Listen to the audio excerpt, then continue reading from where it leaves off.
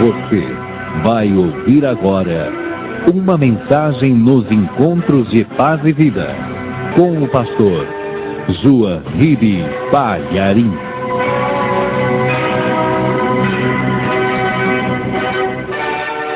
Atos, capítulo 8, versículo 1, está escrito assim: E também Saulo consentiu na morte dele, e fez-se naquele dia uma grande perseguição contra a igreja que estava em Jerusalém. E todos foram dispersos pelas terras da Judéia e da Samaria, exceto os apóstolos. Amém? Você crê no Evangelho? Que tudo que a gente lê aí de fato aconteceu e é a verdade? Então vamos dar a melhor salva de palmas para a palavra de Deus.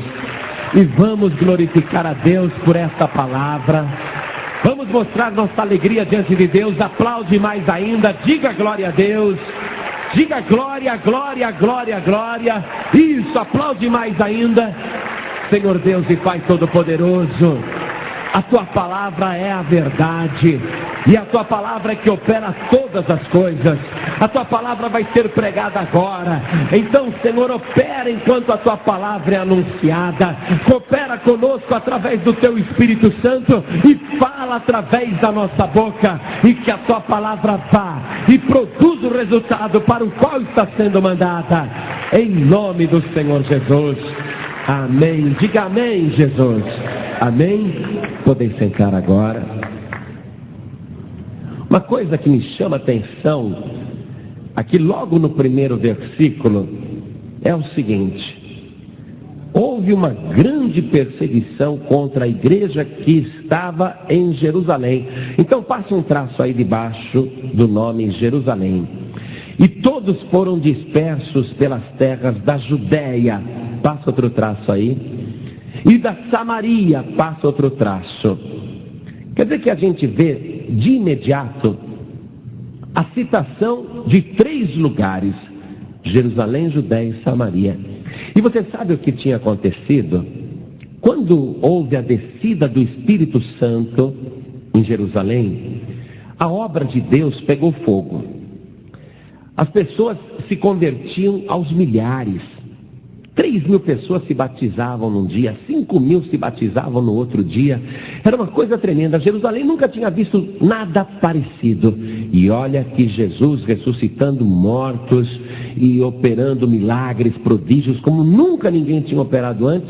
Nem com tanto milagre, com tanto sinal, Jerusalém havia se convertido. Mas agora, com a descida do Espírito Santo, que era justamente a diplomação da glória do Senhor Jesus, o Espírito Santo só desceu à terra porque Jesus foi coroado de glória, porque ele assentou-se à direita de Deus. Então o Espírito Santo foi um derramamento efusivo do poder de Deus para comemorar a glorificação do Senhor Jesus.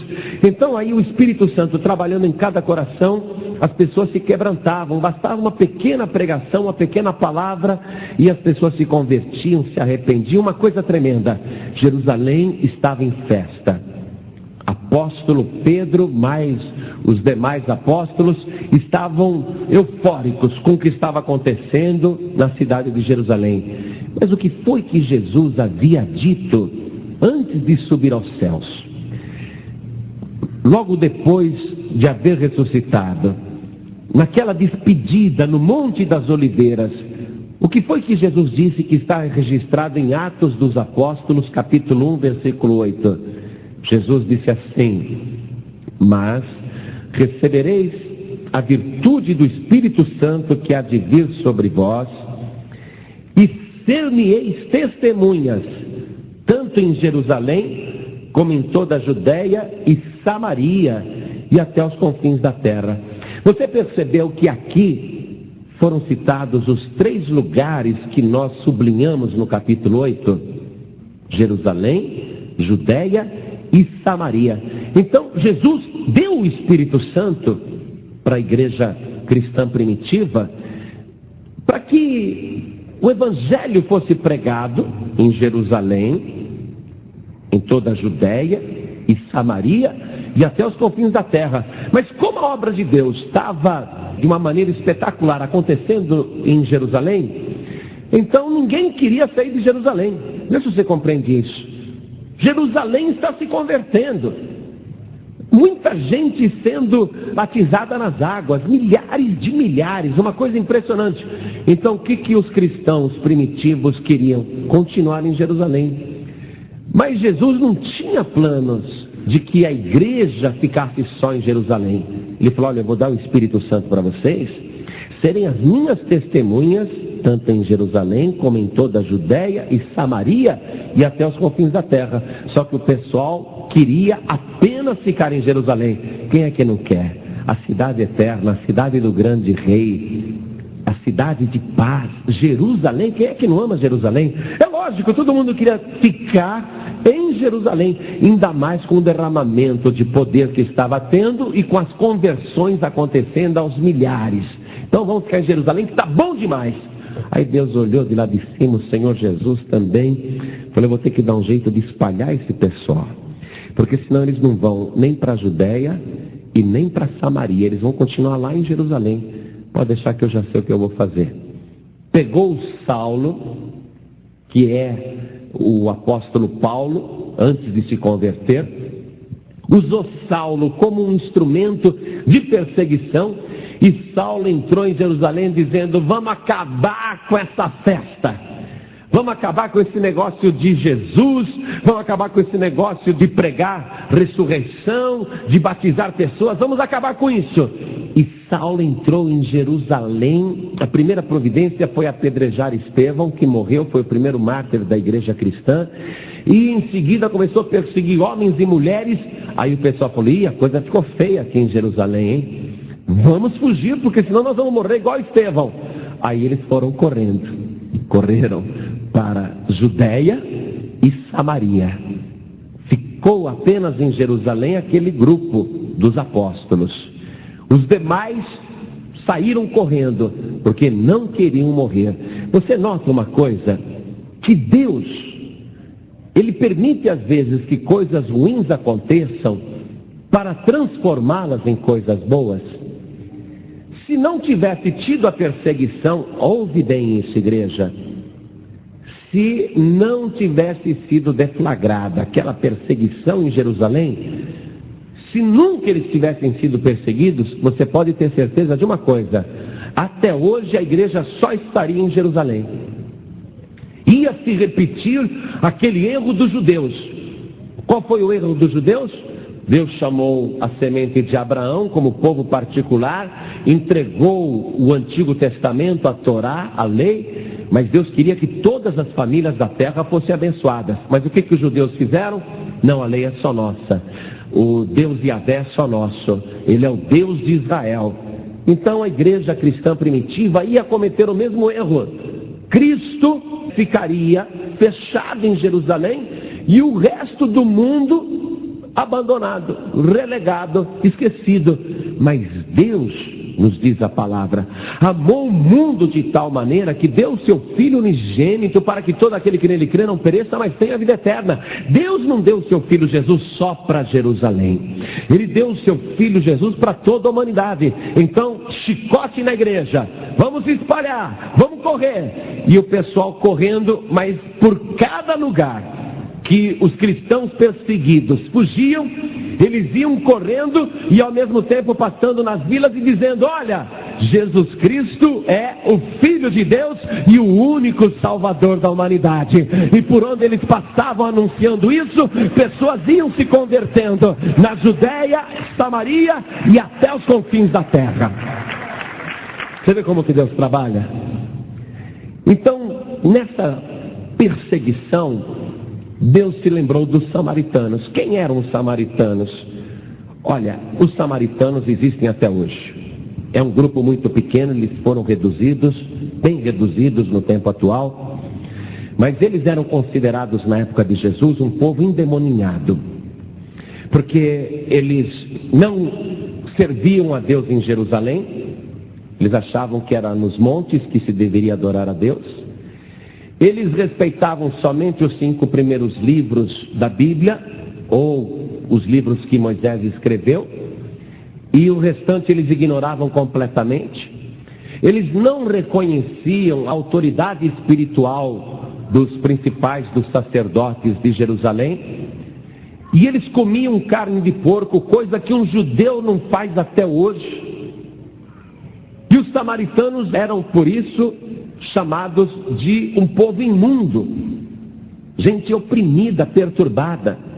Pra você ter uma ideia, o que era ser samaritano, um dia xingaram Jesus e disseram: nós não estamos falando que tu és samaritano? Acusaram Jesus de ser samaritano. Não estamos dizendo que tu tens demônio? Quer dizer, ser samaritano era ser a mesma coisa que uma pessoa endemoniada. Mas Deus se lembrou dos samaritanos. Era um povo desprezado pelos judeus, mas Deus queria que a salvação chegasse também em Samaria. E um dos obreiros que fugiram da perseguição, chamava-se Filipe, ele correu e se escondeu em Samaria, porque ele pensou assim: aqui em Samaria ninguém vai me perseguir. Imagina só se algum judeu vai ter a coragem de sair de Jerusalém e entrar nesse território amaldiçoado. Porque o judeu, quando passava por Samaria, ele tirava até o pó da roupa. O judeu, quando tinha que fazer um caminho e que fosse obrigado a cruzar por Samaria, ele preferia andar 20 quilômetros a mais e dar a volta por Samaria, porque ele achava que o território dos samaritanos era amaldiçoado. Era um território que só tinha gente endemoniada. Então Filipe falou: eu vou me esconder em Samaria. E ele ficou em Samaria tranquilo. Mas o que um homem de Deus, ou uma pessoa de Deus, vai fazer num lugar onde não conhece ninguém? Então Filipe ficou ali: aqui eu estou tranquilo, estou seguro. Mas ele começou a ver aqueles samaritanos e pensou: eu já sei do que eles precisam. E Filipe foi para a praça e começou a dizer para os samaritanos: olha aqui, vocês já ouviram falar de Jesus, mas vocês que pensam que ele morreu, vocês estão enganados. Ele morreu, ressuscitou, estivemos com ele, ele subiu aos céus e mandou o seu Espírito Santo, e agora eu tenho poder para fazer as mesmas coisas que Jesus fazia, porque o Espírito de Deus está comigo. Então me juntem agora todos os doentes e paralíticos que tem na cidade de Samaria, e me tragam aqui todos os que estão perturbados, endemoniados, que eu vou orar e Deus vai operar em nome de Jesus, eles serão libertados.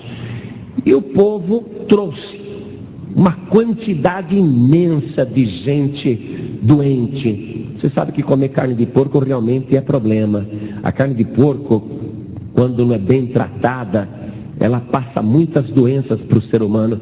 Então os samaritanos tinham muitas doenças e trouxeram pessoas com problema de paralisia, aquelas pessoas que estavam com o cérebro afetado porque tinha o bicho da carne de porco que paralisa o cérebro da pessoa, pessoas paralíticas aos montes, endemoniados, então nem se fala, como tinha endemoniado em Samaria, e trouxeram para Filipe aquele monte de gente. Aí Filipe começou a orar por aquelas pessoas e os milagres começaram a acontecer.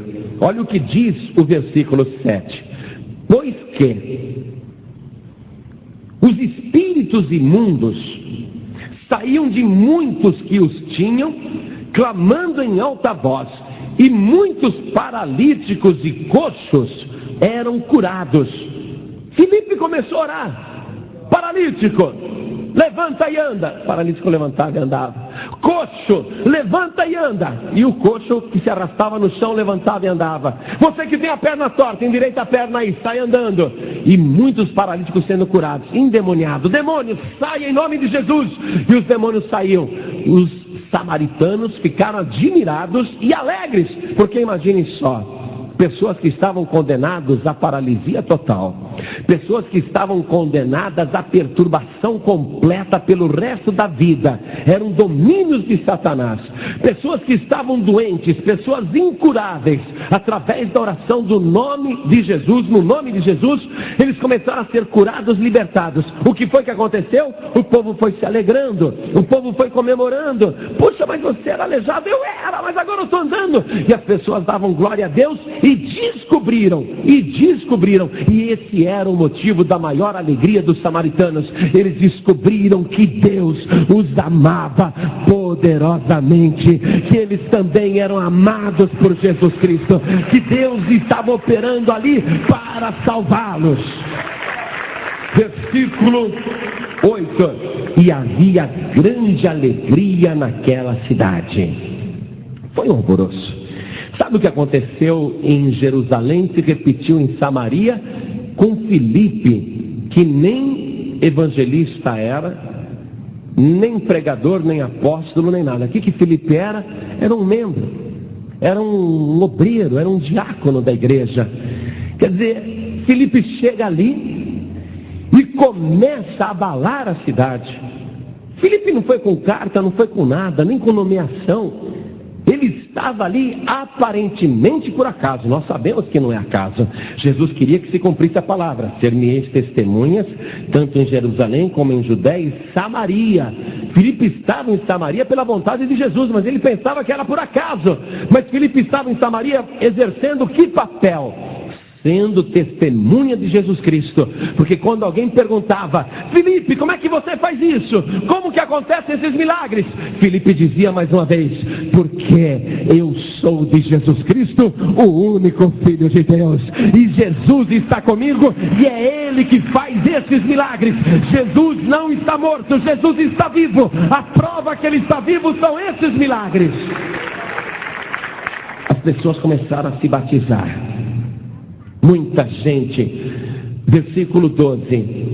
Mas como crescem em Filipe, que lhes pregava acerca do reino de Deus e do nome de Jesus Cristo, se batizavam tantos homens como mulheres. As pessoas começaram a se batizar, porque ali estava a prova de que Jesus estava vivo. Porém, havia na cidade um mágico chamado Simão.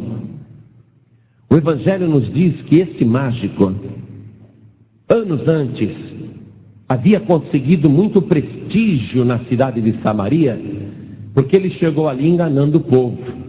Ao invés de chegar dizendo: olha, eu sou mágico, isso é um truque, ele começou a dizer que ele era uma virtude de Deus.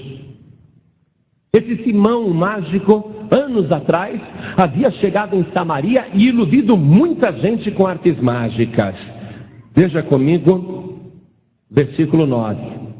E estava ali um certo homem chamado Simão, que anteriormente exercera naquela cidade a arte mágica e tinha iludido a gente de Samaria, dizendo que era uma grande personalidade, um grande personagem, ao qual todos atendiam, desde o mais pequeno até o maior, dizendo: este é a grande virtude de Deus. E atendiam-no a ele, porque já desde muito tempo os havia iludido com artes mágicas. Então o povo estava acreditando num enganador chamado Simão, que falava que era de Deus. E ele usava o nome de Deus para conseguir prestígio e poder na cidade, e conseguir dinheiro também, lógico. E todo mundo dizia que Simão era realmente a grande virtude de Deus. Mas quando Filipe chegou e começou a pregar o Evangelho, as pessoas começaram a ver alguém mais poderoso do que Simão o mágico. Porque Simão o mágico fez muitos truques, mas nunca um paralítico andar. Nunca um coxo saltar de alegria. Nunca Simão o mágico pôde expulsar um demônio. E Filipe estava fazendo tudo isso. E as pessoas juntavam cada vez mais.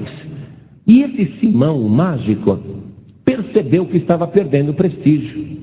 Falou: opa, tem um mágico mais poderoso do que eu na cidade. Tem um mágico aí fazendo os truques que eu não sei fazer. Mas como eu conheço tudo quanto é truque, eu vou prestar atenção um pouquinho, logo eu vou aprender também a fazer esses truques. E Simão, o mágico, no meio da multidão, começou a observar Filipe. Simão mágico via que chegavam pessoas rastejando, paralíticos, mendigos. E Filipe dizia: levanta-te, anda. Só com uma palavra. E o paralítico levantava e saía andando. Simão mágico falou: mas eu não vi nenhum truque, ele só falou e o paralítico andou. Chegava um coxo rastejando. Simão falou: agora eu vou aprender esse truque. E Filipe dizia: coxo, em nome de Jesus, levanta-te e anda. E o coxo saía andando. Simão mágico falou: mas esse truque eu não conheço. E ele continuou observando e olhava por tudo quanto era lado. E ele pensava: pera, esse Filipe é judeu. Judeu não fala com samaritano, então ele não está combinado com esses samaritanos. Até isso Simão pensou. Simão pensou que era tudo armação. Tem gente que vem na igreja e pensa que o milagre que acontece é tudo combinado. O testemunho que dá é tudo armação. O Simão pensou, falou: é armação. Esse pessoal finge que é paralítico, chega lá e anda. Mas aí ele viu, já que ele estava há muito tempo em Samaria, ele conhecia muitos paralíticos da cidade. Sabia que aquelas pessoas realmente eram paralíticas. E Simão ficou atônito. Um paralítico a quem ele já havia dado até esmolas. Um paralítico muito conhecido da cidade, inclusive de Simão, que estava lá há anos. Simão viu quando Filipe deu ordem ao paralítico: em nome de Jesus Cristo, levanta-te e anda. E Filipe, com essa palavra, curou o paralítico. Simão ficou tão impressionado que quando Filipe falou: olha aqui, eu estou fazendo esses milagres porque o reino de Deus é chegado a vós. E eu estou fazendo isso em nome de Jesus Cristo, o único Filho de Deus que foi morto na cruz e ressuscitou dos mortos. E eu quero saber o seguinte: vocês querem só milagres ou vocês querem receber Jesus Cristo como único Salvador? Quando Filipe disse essas palavras, o Simão, o mágico, levantou a mão e falou: eu também quero entregar minha vida para Jesus Cristo. Eu também quero receber Jesus como meu único Salvador, porque está provado que Ele verdadeiramente é Deus e está vivo. Olha que coisa gloriosa. Versículo 13: e creu até o próprio Simão. Porque ele não sabia fazer esses truques. Porque não eram truques. Ele percebeu que não era mágica. E creu até o próprio Simão. E sendo batizado, oh glória, ficou de contínuo com Filipe, e vendo os sinais e as grandes maravilhas que se faziam, estava atônito, altamente impressionado. Eu nunca vi isso só pode ser coisa de Deus mesmo. A notícia de que Samaria fervilhava com o evangelho pregado por Filipe, e que os samaritanos estavam se convertendo, se batizando nas águas.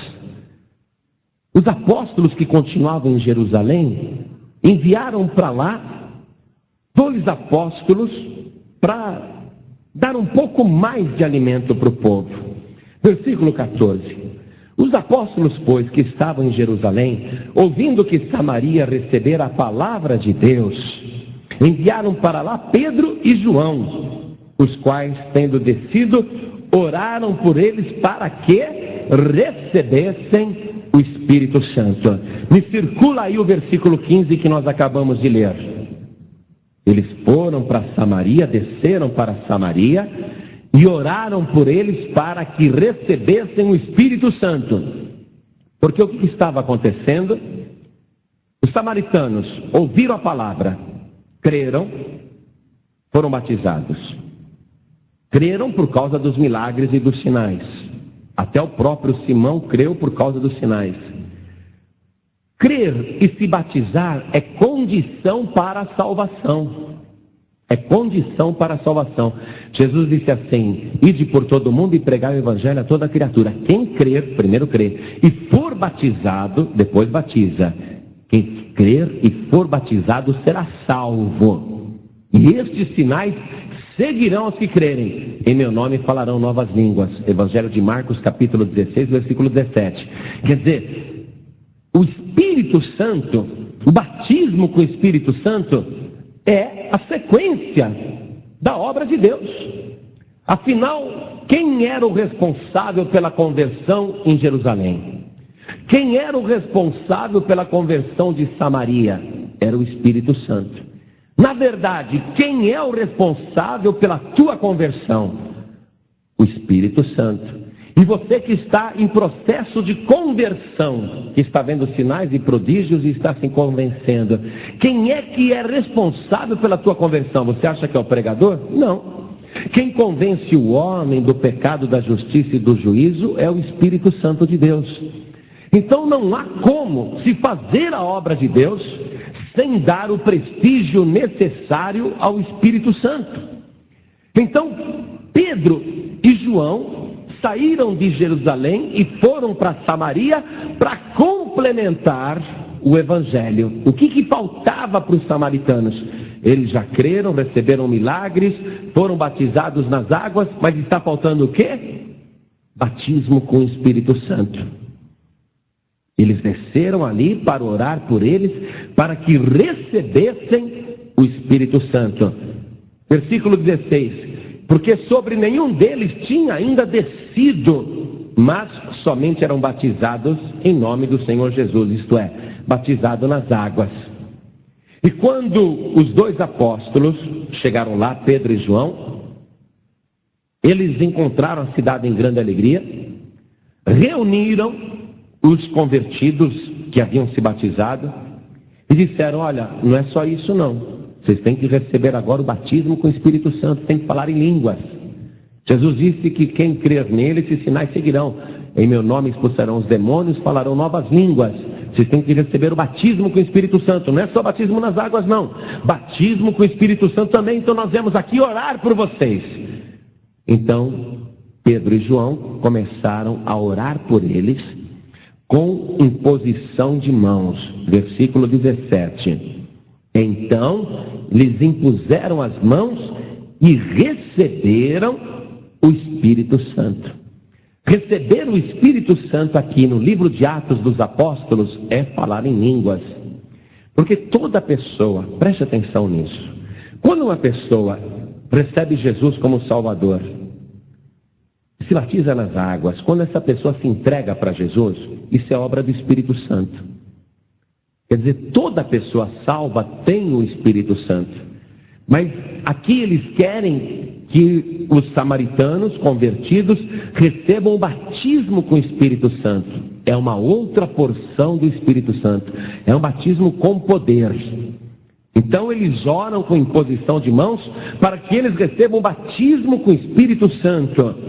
E sobre eles desceu o Espírito Santo conforme os apóstolos impunham as mãos. E nos diz aqui o Evangelho, no versículo seguinte, 18, que Simão, o que era mágico, vendo que pela imposição das mãos dos apóstolos era dado o Espírito Santo, lhes ofereceu dinheiro dizendo: olha, você vê que para Simão o mágico, você vê que ele é novo convertido, ainda não entende bem as coisas, não é? Ele viu Pedro e João colocando as mãos nos samaritanos convertidos e eles falando em línguas. Então Simão achou aquilo até mais espetacular do que fazer um coxo andar, do que um paralítico andar, do que expulsar um demônio. Ele achou que colocar a mão numa pessoa e fazer ela receber o Espírito Santo de Deus, falar em mistérios, ele achou que isso era mais valioso do que milagre. E é mesmo, porque quem opera o milagre é o Espírito Santo. Simão, que estava atrás e descobriu o truque, finalmente acha que o truque é este. O truque é ter o Espírito Santo de Deus. Ele não está errado. O segredo é ter o Espírito Santo de Deus. Para fazer aqueles milagres, aquelas coisas extraordinárias, aqueles sinais, o segredo de tudo é ter o Espírito Santo. Então Simão, ele quer se apoderar desse segredo. E na sua mente ainda carnal, numa mente infantil de um novo convertido, ele acha que pode receber o dom, o poder de colocar a mão nos outros para que receba o Espírito Santo. Ele acha que pode comprar isso com dinheiro. E ele faz uma oferta em dinheiro para os apóstolos. Ele oferece dinheiro. E Simão, vendo que pela imposição das mãos dos apóstolos era dado o Espírito Santo, lhes ofereceu dinheiro, dizendo: dai-me também a mim esse poder, para que aquele sobre quem eu puser as mãos receba o Espírito Santo. Ele está achando que, se ele tiver isso, ele vai ser a pessoa mais importante de Samaria. Vocês podem ir embora, podem voltar para Jerusalém, eu continuo aqui em Samaria, mas eu quero esse poder de colocar a minha mão sobre alguém e a pessoa receber o Espírito Santo, falar em línguas, ter poder para curar os doentes, expulsar os demônios. Simão quer comprar, ele quer o segredo. Mas Pedro lhe diz o seguinte: o teu dinheiro seja contigo para a perdição, pois cuidaste que o dom de Deus se alcança por dinheiro. Amados, isso aqui é muito sério. Se esse Simão, que era mágico, novo convertido, ainda com uma mente infantil, sem conhecer os segredos da fé, vivesse nos dias atuais, eu te garanto que em muitas igrejas não ia faltar pastor para dizer: pois não, Simão, é 10 mil reais. É verdade ou não é? Porque tem muita gente que está no início da fé e acredita que as coisas de Deus podem ser compradas com dinheiro. E é por causa da ingenuidade dessas pessoas, que não conhecem a Escritura e nem o poder de Deus, que muitos são explorados por espertalhões que querem ter lucro em cima do Evangelho. Mas Simão, o que era mágico, não está tratando com um mercenário, está tratando com um homem de Deus, Pedro. Pedro diz para Simão: o teu dinheiro seja para a tua perdição, porque cuidaste que os dons de Deus, que as coisas de Deus se alcança por dinheiro. Amados, preste atenção. Quando você quer uma cura divina, essa cura divina você não vai comprar com dinheiro de jeito nenhum. Nós sabemos de casos tristes de pessoas que estavam com câncer, que desesperadas bateram as portas de algumas igrejas, e essas igrejas disseram: olha, para ficar curado do câncer tem que dar 5 mil reais, e a pessoa deu, não foi curada. Não, agora tem que dar 30 mil reais para ser curado do câncer, tem que mostrar que tem fé, traz 30 mil reais se você tem fé, e a pessoa não foi curada de câncer. Eu estou falando um caso verídico: uma mulher tinha uma doceria na Rua da Consolação, o marido canceroso. Ela me procurou desesperada, dizendo: pastor, me acorde. Eu falei: o que aconteceu? Falou: pastor, a história é essa. E ela foi contando: meu marido tem câncer. Eu fui numa igreja, o pastor disse que se eu quisesse que o meu marido ficasse curado do câncer, eu tinha que dar 5 mil reais. E eu falei: mas eu não tenho esse dinheiro. O pastor falou: olha, vende telefone, vende o que você tiver, para mostrar para Deus que tem fé, e traz o dinheiro aqui que teu marido vai ser curado de câncer. E ela me contou que levou o dinheiro e nada. Depois eles pediram uma quantia maior. Ela falou: mas eu não tenho isso. Ah, vende o teu carro, vende o que você tiver e traga o dinheiro aqui. E por fim pediram para ela 50 mil reais. Quando ela foi lá reclamar: olha, eu já dei 30, meu marido não ficou curado de câncer. Ah, porque a senhora não tem muita fé. Para mostrar que tem fé, a senhora tem que dar 50 mil reais. Poxa, mas eu não tenho 50 mil reais. Bom, a senhora não tem uma doceria? Mas é o meu ganha-pão. Se eu vender essa doceria, como é que eu vou viver? A saúde do seu marido não vale mais que essa doceria? Se a senhora tem fé, vende a doceria, traz 50 mil reais aqui que seu marido vai ficar curado de câncer. E ela me contou isso chorando. Eu falei: não acredito que você deu 50 mil reais, que você acreditou nisso.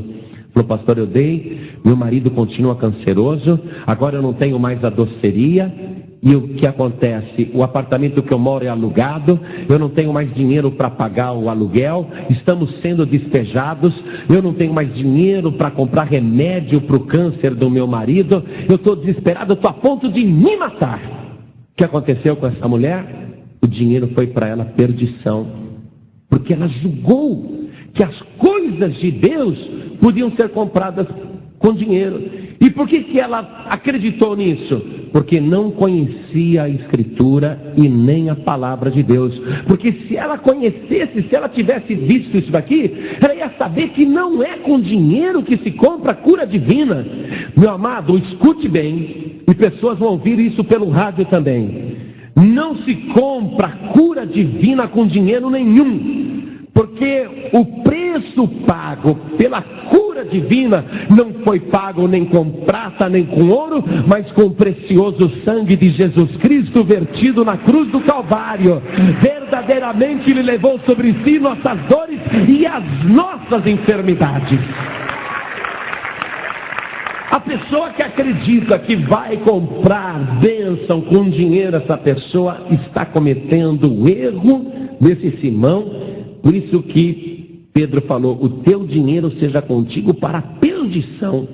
A pessoa está perdida, porque ela não acredita na graça de Deus, não acredita no amor de Deus. Ela acha que Deus está negociando. E olha, eu sinto vergonha de saber que algumas igrejas fazem isso. Quando eu tomo conhecimento de um caso desse, eu fico indignado, me dá vergonha, porque já basta no nosso país e no mundo, me desculpe a franqueza, mas aconteceu, está aí nos livros de história e é a pura verdade.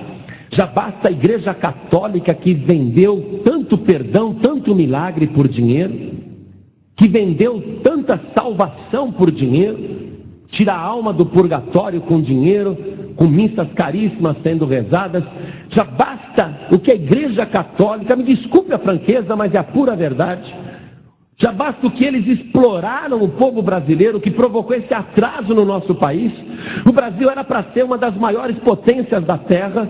Vivemos no atraso por causa da ignorância do povo que não era alfabetizado, que não sabia ler, que não havia instrução. Então, aqueles que tinham um pouquinho mais de esperteza exploravam o povo. O nosso país patinou durante séculos, mas agora alguma coisa está mudando.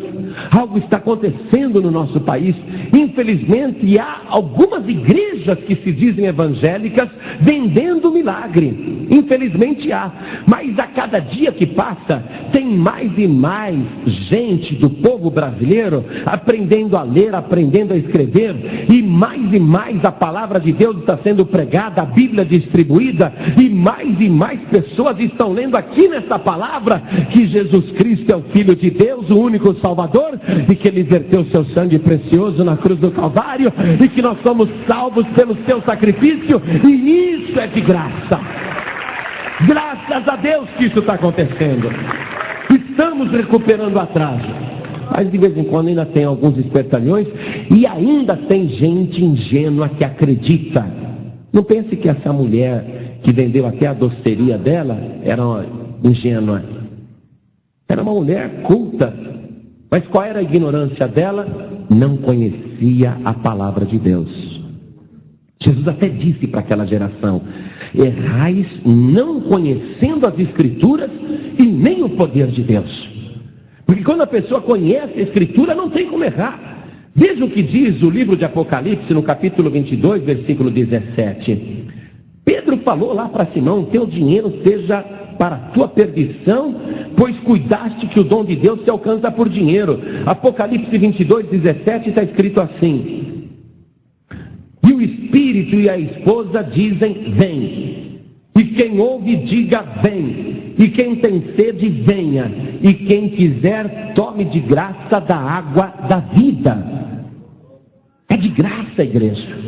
Veja comigo o profeta Isaías, capítulo 55, versículo 1. E eu faço questão de ler essa palavra, porque de alguma maneira eu sei que a palavra sempre produz resultado, nunca volta vazia.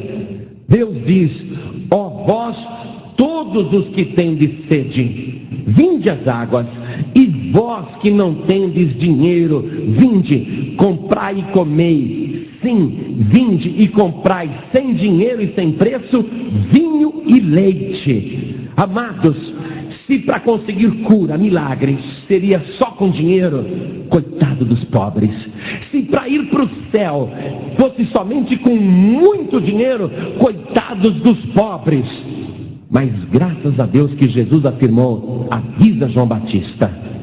Os cegos vêm, os coxos andam, os paralíticos são curados, os leprosos são purificados, os mortos são ressuscitados e aos pobres é pregado o Evangelho. Isso é a salvação de Deus, pregada para toda a humanidade. Venha você que não tem dinheiro, venha você que não tem como comprar, venha, porque é de graça. Aliás, eu quero só fazer um comentário. É de graça para você, não foi de graça para Jesus, porque Jesus pagou muito caro por tudo isso. A nossa salvação para nós é de graça, mas para Jesus teve um alto preço. A nossa cura divina é de graça, mas para Jesus foi caríssima. Ele teve que sofrer as feridas no corpo todo para poder curar o nosso corpo todo. A nossa libertação é de graça, mas para Jesus foi caríssima. Ele teve que ser afrontado pelo diabo. Ele teve que descer num lugar tenebroso, nas entranhas do inferno, nas profundezas do abismo, para enfrentar Satanás sozinho.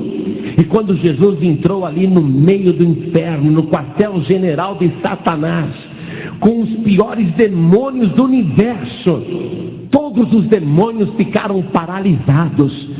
Satanás, que estava ali construindo um reino particular e sentado no seu trono, Satanás ficou petrificado. O inferno quase congelou quando viu Jesus Cristo entrando lá dentro sozinho, e ele tomou das mãos do diabo as chaves da morte do inferno. Jesus Cristo, Filho de Deus, ele pagou um alto preço para que para nós fosse tudo de graça. Simão, o mágico, recebeu uma exortação. Graças a Deus que isso está escrito na palavra. Que coisa gloriosa. Tem alguém querendo comprar bênção com dinheiro. Isso é muito bom estar aqui, né? E está muito bom também a gente ler o que Pedro, cheio do Espírito Santo, falou. Versículo 21. Voltei para Atos 8, 21. Tu não tens parte nem sorte nesta palavra, porque o teu coração não é reto diante de Deus.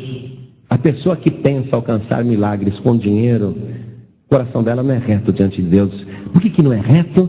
Porque a pessoa está calculando que Deus é mesquinho, negociante e mercenário, que vai dar bênção só para quem tem dinheiro, para quem compra. O coração dessa pessoa não é reto diante de Deus.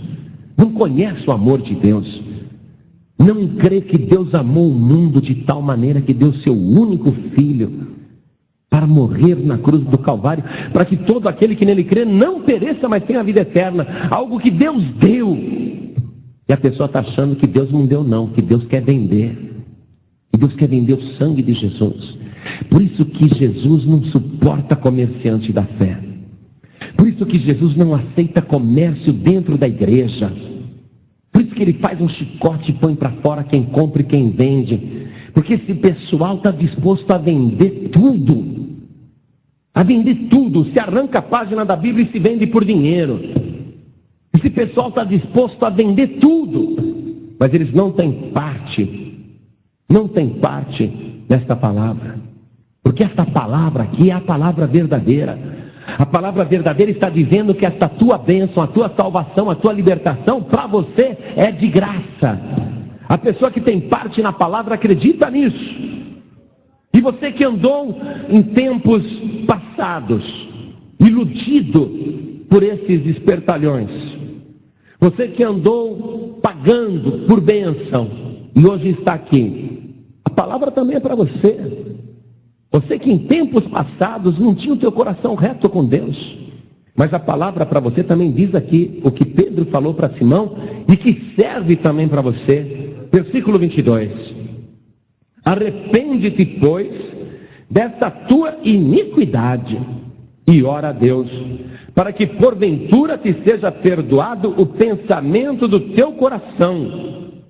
Quer dizer, mesmo com esse pecado existe a possibilidade do perdão, desde que haja arrependimento e oração.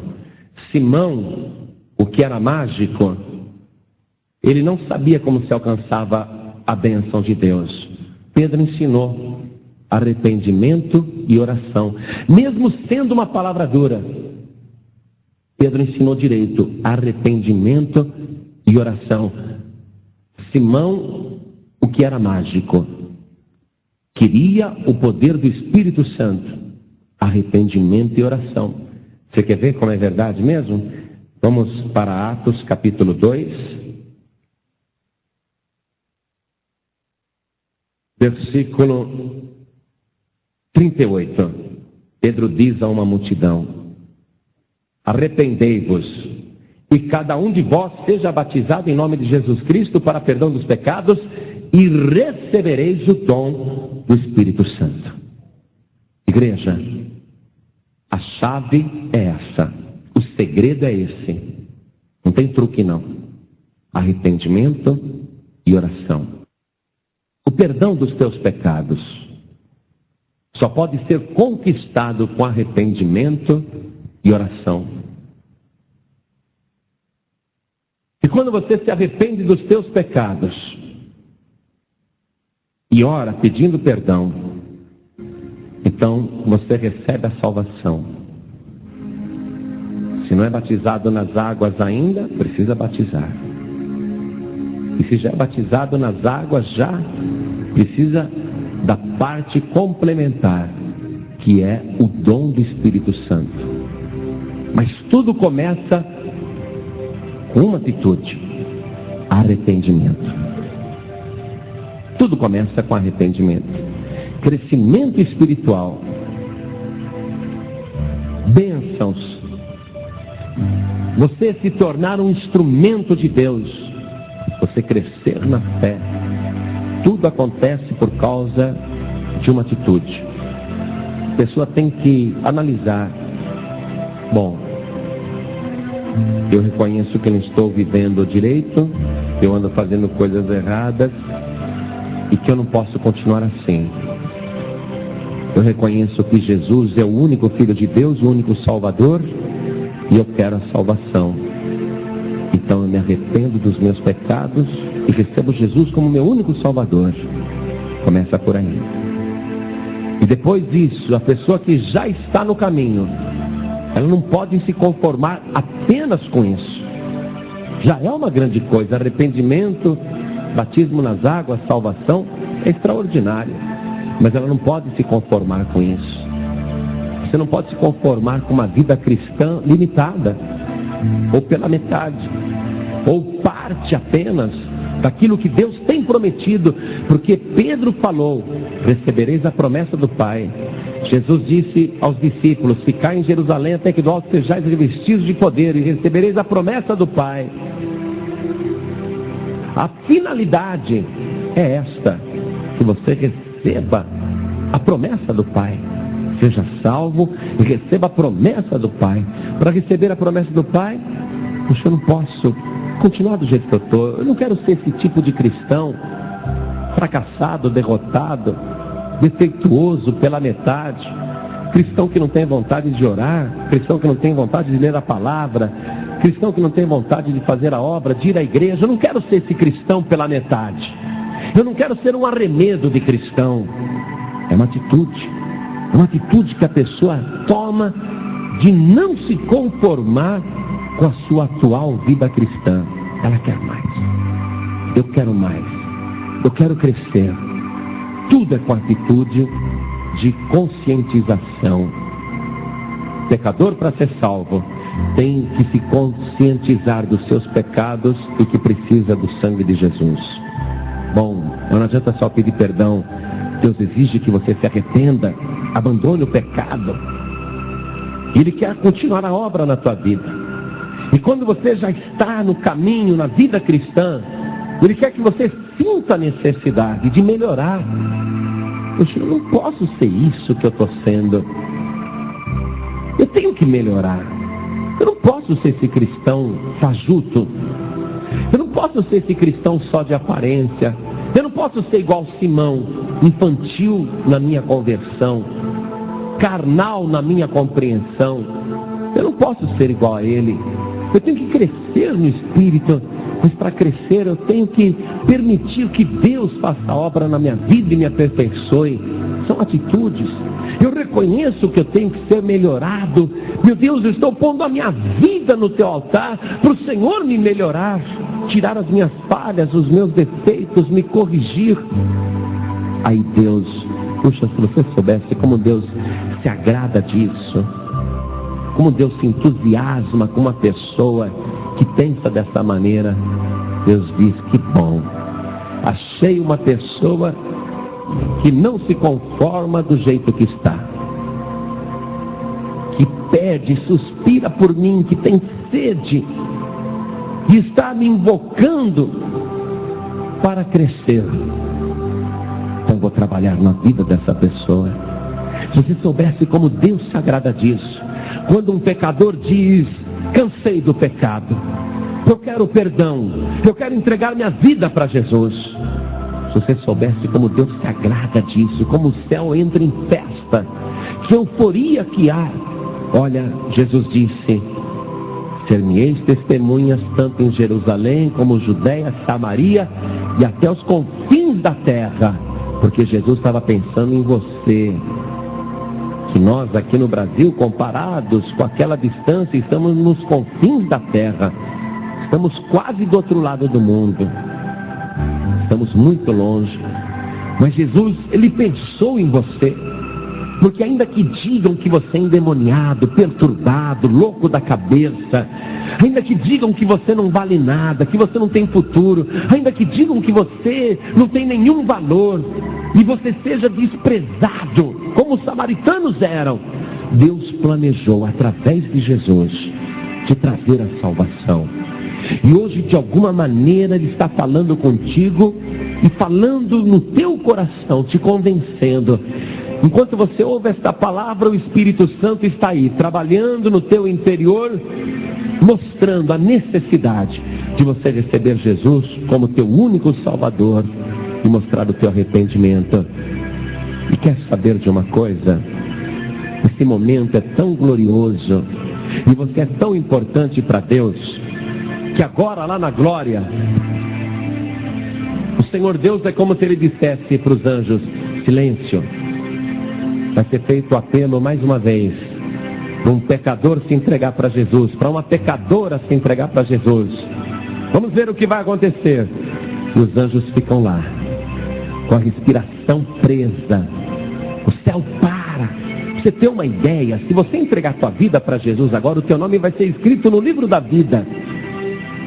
Não é pouca coisa. Num outro lugar, muito distante daqui, você está sendo observado para ver se compreendeu, se vai entregar tua vida para Jesus. Então eu vou perguntar, eu tenho que perguntar, e ai de mim se eu não perguntar, ai de mim. Eu vou perguntar, mas perguntar com alegria, com satisfação. Como Filipe perguntava em Samaria, eu vou perguntar aqui, eu vou repetir o convite. Quantas pessoas que estão aqui hoje e querem receber o Senhor Jesus como único Salvador? Ergue a mão direita assim, bem alto. Ergue bem alta a tua mão. Oh, glória. Amém. Vocês que ergueram as mãos, saiam dos seus lugares e venham aqui para frente agora. Venha do jeito que você está. Pede licença. Venha. Isso, venha. Samaria começou desse jeito. É assim que começa. Esse é o primeiro passo. Oh, glória. Vem para cá. Vem aqui. Vem para cá.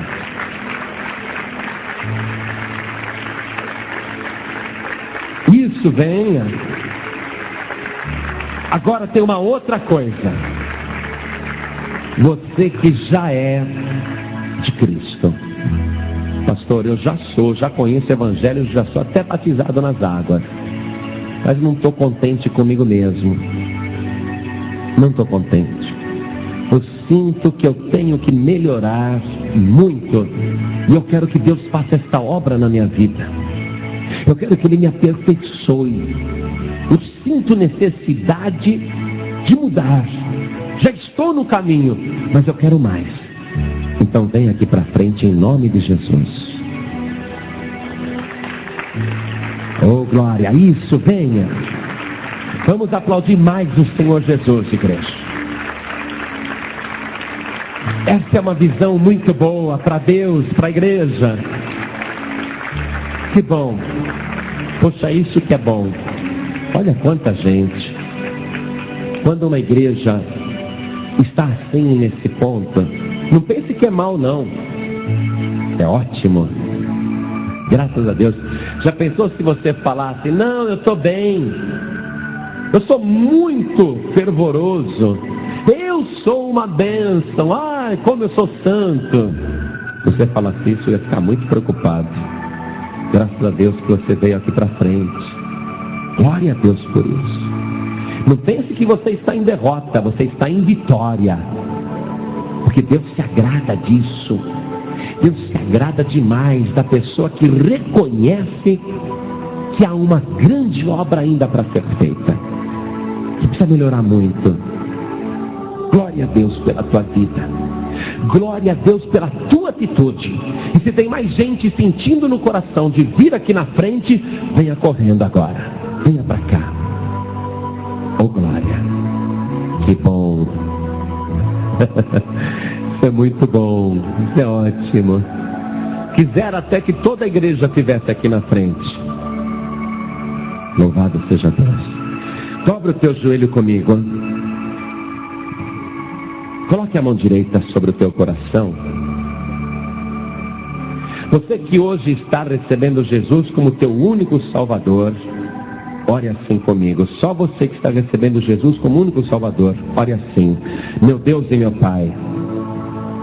Diga sem qualquer acanhamento, meu Deus e meu Pai, eu ouvi a palavra e eu senti a necessidade de me arrepender, de pedir perdão e de receber Jesus como meu único Salvador.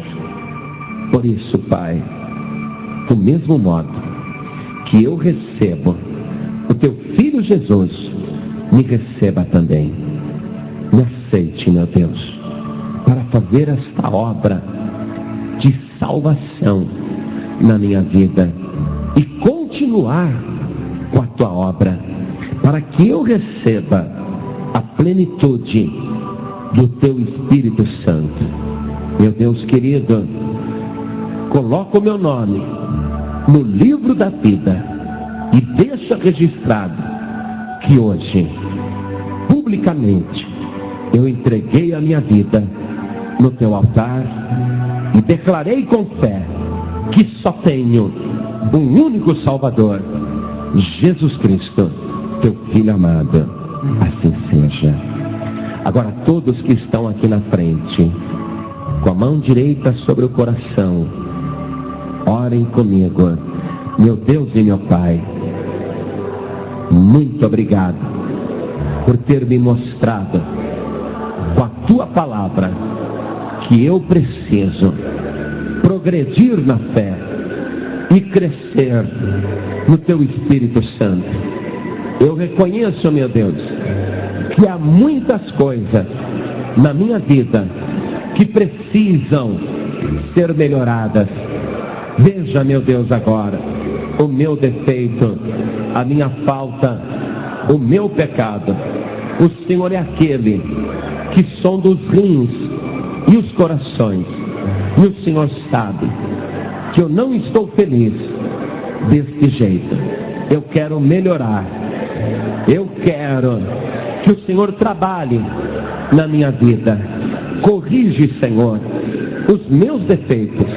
Aperfeiçoa a minha personalidade. Muda o meu caráter e faz da minha vida uma bênção.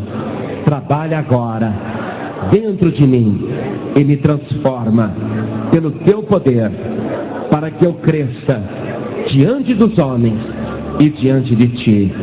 Faça, Senhor, da minha vida uma bênção, porque eu não quero esfriar na fé, eu não quero voltar atrás, nem me desviar. Pelo contrário, eu quero ficar cada dia mais firme na tua presença, Em nome de Jesus, assim seja. Você acabou de ouvir uma mensagem nos Encontros de Paz e Vida, com o pastor João Ribe Palharim. Participe você também dos Encontros de Paz e Vida, às 8 horas da manhã, às 3 horas da tarde e às 7 horas da noite. Comunidade Cristã Paz e Vida, lugar de gente feliz.